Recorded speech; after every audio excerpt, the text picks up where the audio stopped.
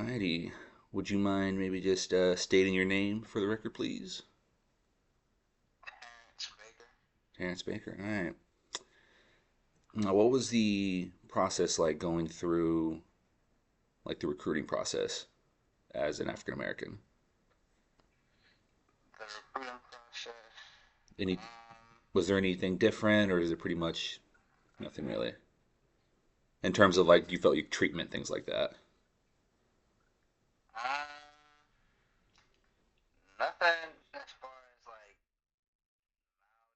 maltreatment or anything. I would say through the recruitment process for the Navy, I kind of showed up myself, but I will say there were no like other races when I was signing up. It was all black people pretty much. So Okay. that's the only thing I can say. Okay. Okay. And I guess to kind of go back before that, what exactly prompted you to want to join the Navy? I wanted to join the Navy to basically get myself out of a rut that I felt like I was in, like as far as job wise, education wise, and I saw it as an opportunity to get or gain secondary education. Okay. Okay. Alrighty. Okay. And what was the process like going through MEPS and things like that? Was it just pretty smooth? Did you have any incidents or anything that sticks out to you, or was it pretty much just a smooth process? As far as MEPS, I mean, everyone could probably attest to them being kind of like mean in a sense or aggressive Yeah. when talking to like new people or new candidates and stuff like that going through the program. But I didn't get any like maltreatment or anything or Okay. any different treatment. Okay. Okay. Understood.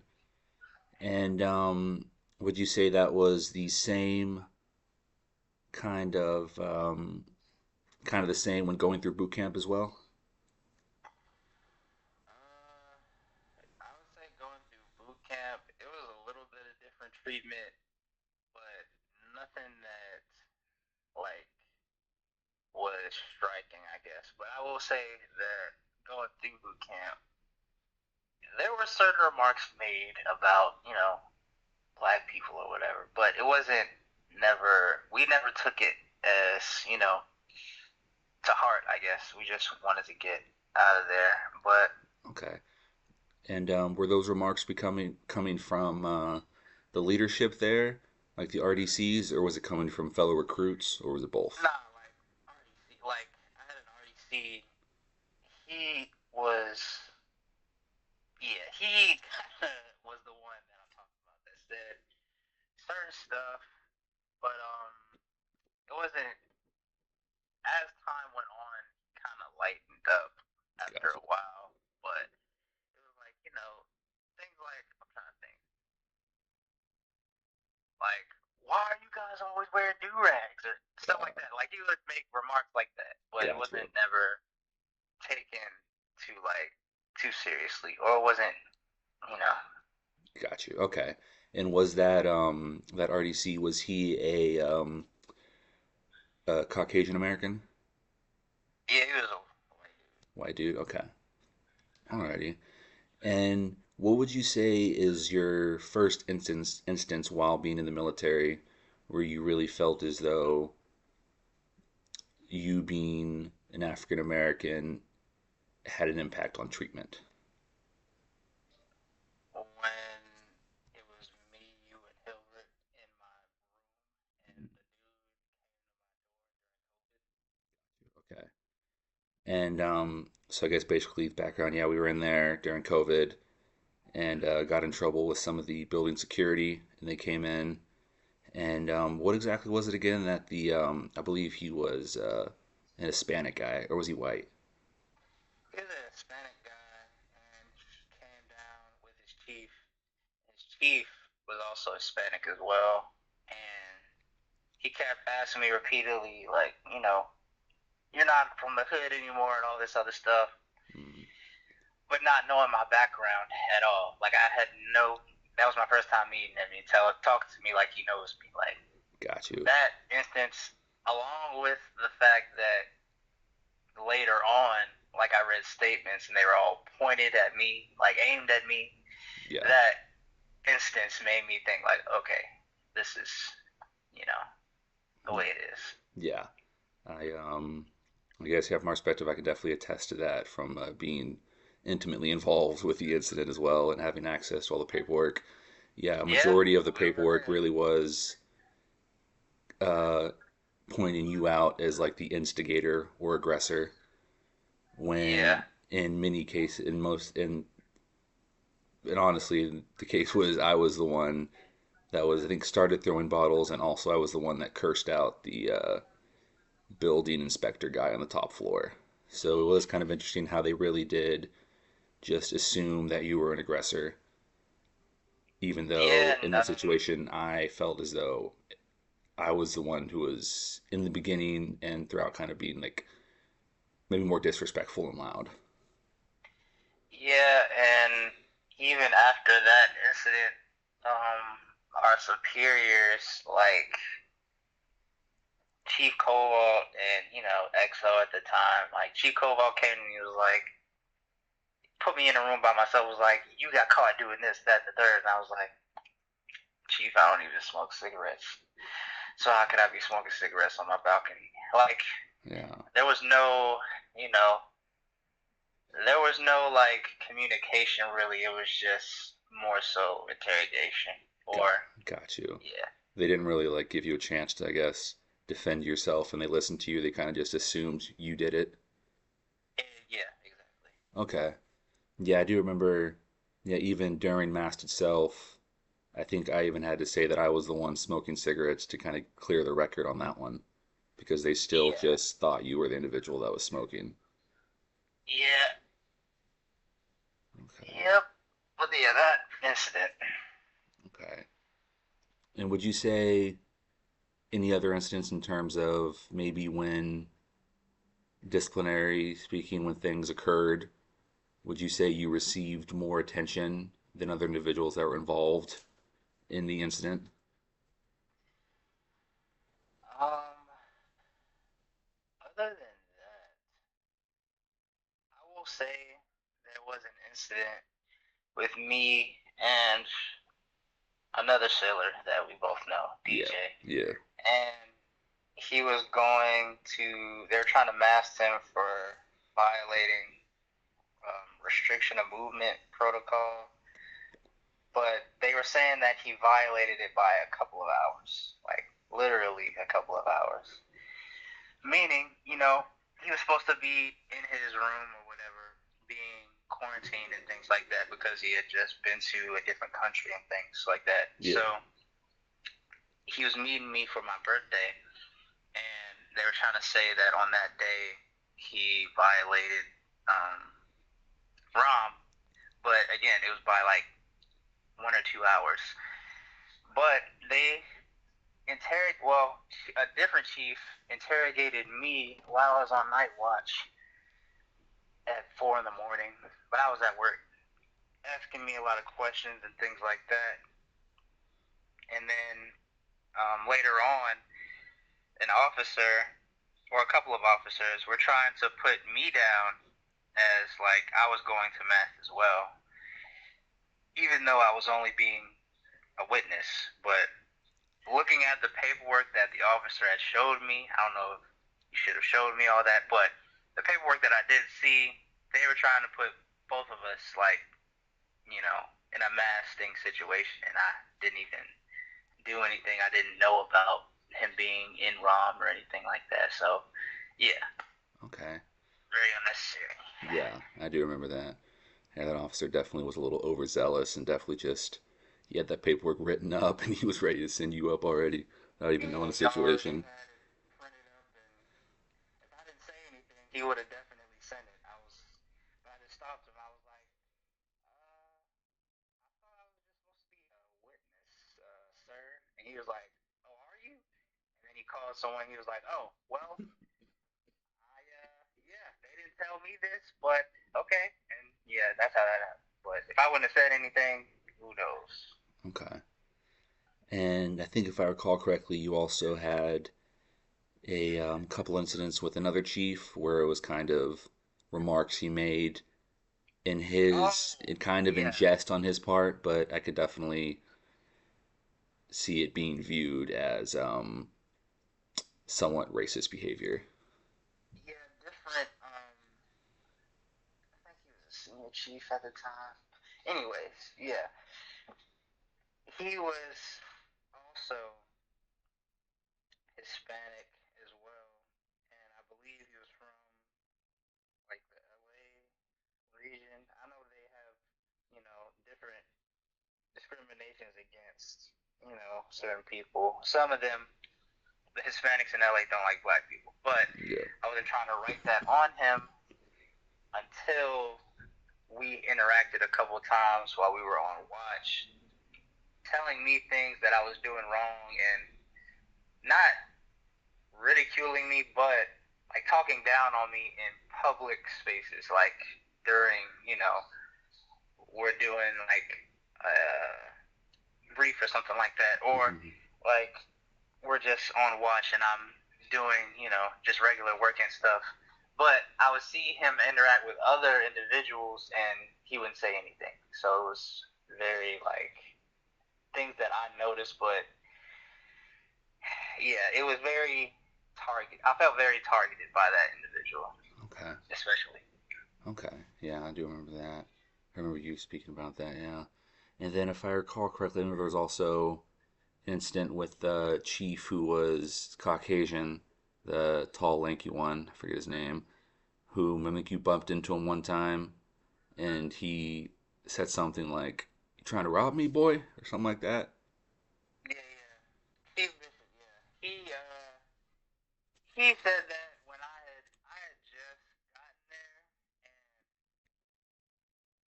yeah, I brushed past him, or I guess he didn't feel my presence behind him, and then he turned around real quick and was like, "Hey, you trying to pat my pockets?" And he was, I'm sure he meant it in a humorous way, but Got you. everyone in the room was like, seeing like, oh, that's, you know, Okay. A little. Yeah, he was definitely a Southern good old boy, so he definitely had a different way of yeah, from speaking. Alabama, so yeah. Okay. And would you say you witnessed maybe not anything occurring to yourself, but any other fellow sailors that were African American receiving treatment or being spoken to in a way which you thought was wrong or unjust? Yes, DJ is the main person. Well, the sailor, yeah, Yeah. J1. He's the main person that I saw that they were, aiming at or trying to get him into trouble and things like that. For little things like I said previously, he had violated a restriction of movement policy, but it was by 1 or 2 hours. So it's like, is it really that, But in other instances, that sailor was repeatedly targeted by leadership, but he still did his job well, Yeah. very well actually. So it was kind of like, a little unjust. But Yeah. I will say other sailors, myself included, were usually the main ones put on a watch schedule. Like for myself, Hmm. I can only speak for myself, but like during COVID and things like that, a lot of people were getting time off and things like that, and they said that we would rotate sailors throughout the you know time that we're on in this COVID period. Yes. But that never happened. Like I was the first one to be put onto watch and things like that for the rotation, but I was never rotated. I just stayed on watch for months. Yeah. Yeah, I definitely remember that. And But I have heard other sailors like Allison. He was always, on watch, whether it be for ASW or whether more so ASW. But yeah, got you. Okay. And if I remember correctly, also, I don't know if you think this maybe has anything to do with them just maybe viewing you differently, or it was just given the circumstances. But if I recall correctly, you also were not really given enough time to take care of things you need to take care of when you were exiting out of the Navy, and they kept you working all the way up to damn near till the end. But other sailors who were exiting the Navy, they seemed to give them enough time to take care of all the other stuff they needed to do to exit the Navy properly. That was true. That did happen. I was on night watch and I had to do everything myself, kind of, or I had to find a time to do my out process and paperwork and things like that. That normally people would get, they would give a month of, you don't have to come into work, just handle out process. But I was working, I was on watch, Mm-hmm.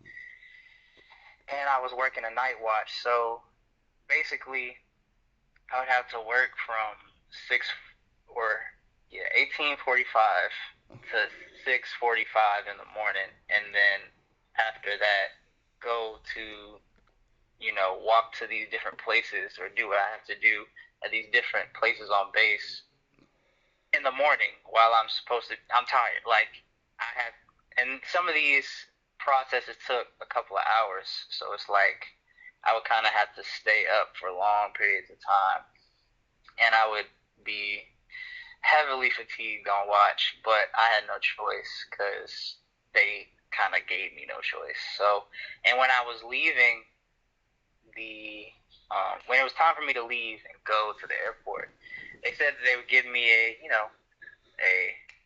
what's the name, a ride with the duty van like they've done for others as well. Yeah, And they just told me like, you're on your own. Like, we can't help you right now. got you. And I had three, no, I had four bags that were well over probably like 50 pounds, over 50 pounds. So I'm lugging all of this. I'm not the biggest dude. Like I'm 5'9" and I'm 165. Like I had to make it work. Like, but Yeah, no one really helped me out. And when they had, they usually have a ceremony or whatever, and everyone's, sending you off and things like that. They'll give you a little picture or something, and they have some nice words to say about you, and it's done in the conference room around everyone, CO, everybody, and everyone's wishing you well on yeah, your journey. yep, I was on the watch floor, which is where we worked, and it was done basically like off the cuff, in my opinion. Like got you. I just walked in to do some paperwork or whatever. They were like, "Hey, just come on the watch floor real quick," and it was like what 8 or 9 people there, and they were just said some of their words or whatever, and I was just like, okay, I guess this is my ceremony leaving. I guess even though it wasn't as formal as others, you know what I'm saying? But Got you. yeah. Okay. And would you say, did you witness any incidents of, say, other sailors doing things and not getting reprimanded or not getting in trouble, but you feel if you were the one that was doing that, you would have been held accountable? The person that strikes in my head the most is probably Carol. She got away. She didn't get away.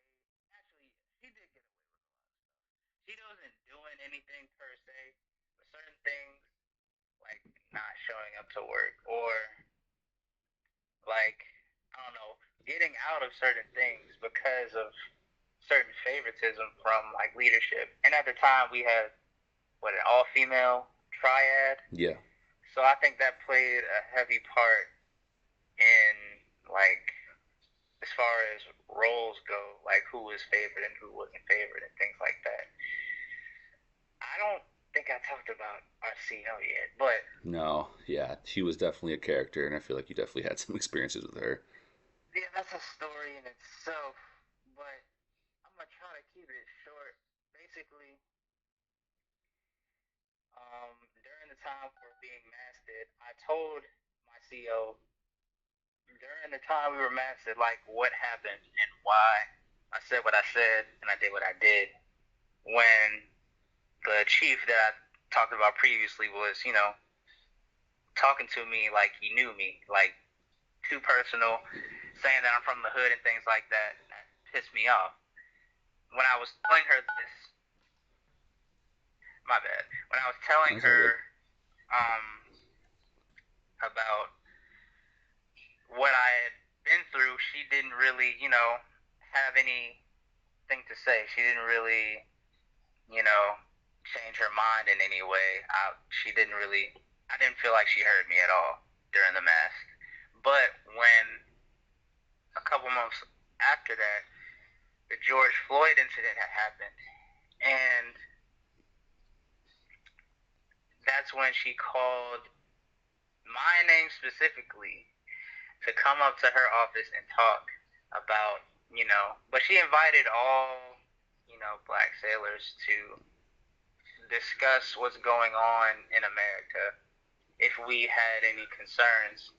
I wasn't going to go up there, but she called on me to come up there by name. So I walked up there, was talking to her, and she asked me if anything had happened to me in the Navy that was, you know, racist, or have you been through any treatment that's, racist and things like that. So I told her again the same thing that I told her previously. And she, looked at me with somber eyes, like, I understand. And that was about it. Mm-hmm. Like, there was no, I felt like there was no real remorse for anything that she had done. But she had also told me during that encounter that her father was pretty much a racist person. Like, because she had told me she'd grown up in a rural part of Pennsylvania. Um, she was telling me, like, yeah, I wonder how he would have, I wonder how he would have thought about what's going on now. And she was telling me a lot about, learned behavior from parents and things like that. And it was giving me a very eerie feeling, like, are you kind of admitted to me that you're racist, or like it kind of felt like she was coming up with an excuse for it. You know what I'm saying? But Got you. yeah, Yeah, I remember that. Okay. Let me see if I can think of. Hmm. I guess one thing that I would like to speak on is I do feel that from my own personal experience that I definitely got away with things and was not reprimanded for things that I can't say for certain individuals, like say maybe you or DJ would have been gotten in trouble for, but most likely, and whether that had something to do with the fact that I'm white and majority of leadership there was white, so they kind of let me slide. I can't say for certain, but I definitely certain do feel individuals. certain individuals definitely. I remember Chief Colvolt treat me like I was his son sometimes. Yeah, yeah, she Koval definitely, man. But yeah, I can definitely speak on that myself and saying I definitely felt as though I definitely received preferential treatment at times just due to the fact that I was white and they were white. Yeah, I will agree with that wholeheartedly. So, okay. But yeah, Okay. Well, I guess would you say that your experiences while in the military you encountered more racism than say out in the civilian world, or would you say it's about the same? Or yeah, how would you what would you say about that? I would only say it's more because you're directly talking to these people. The only difference is being out in the world. Like you have your own control. Like you Yeah. can go where you want to go. If they're racist over here, you can go somewhere else. But in a military situation, you might not be able to do that. You might not. You might be working with this person on a ship for 6 months, and Yeah. you're just stuck with them, or you're working with them every day. So it's like you can't really. You have to interact with this person all the time. So Yeah. I would say, yeah, military. I would say it's more slightly, Gotcha. definitely increased. Okay. Okay. Well, see, and I appreciate you doing the interview. And was there anything else you'd like to speak on in the interview about this whole topic, or do you feel like you got everything covered? Nah, I don't got nothing else. I only have one other story that I just think it's kind of funny now, but it was definitely giving a little racist vibes. But one time, I think it was me and Mitch, or me and another sailor that was higher rank, Yeah. and we were standing in, the morning, and a first class Ramsey walks up. We're talking. I think I walked in and I gave Mitch a dap up, like. And then Chief Bishop walked over, the Alabama chief, and he walked over and said, um,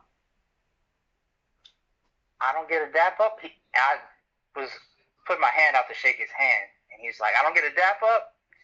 And then my counterpart, Mitch, he was saying, oh, Chief, it's not like that.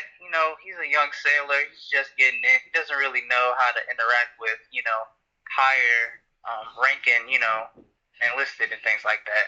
And then Ramsey comes up out of nowhere and was like, "Hey, I'm not racist, right?" Talking to Mitch, and I was like, "That was wow. Okay." Like in my head, you have to ask that question. Like you don't you don't need accomplices to you know Yeah. you don't need witnesses if you're really not racist. And he also struck me as a person like he would always say, "Oh, my sister's boyfriend is black," and things like that. Like I'd be like, "Bro, that doesn't mean you're not racist." You know what I'm saying? Yeah. But yeah, that's the only other story that I wanted to add. Okay. All right. Well, all right. Well, I think that'll wrap up the interview. I want to say thank you. I'm not hanging up the phone or anything, but just gonna wrap up the interview and appreciate you doing this. And yeah. No problem. All right, man.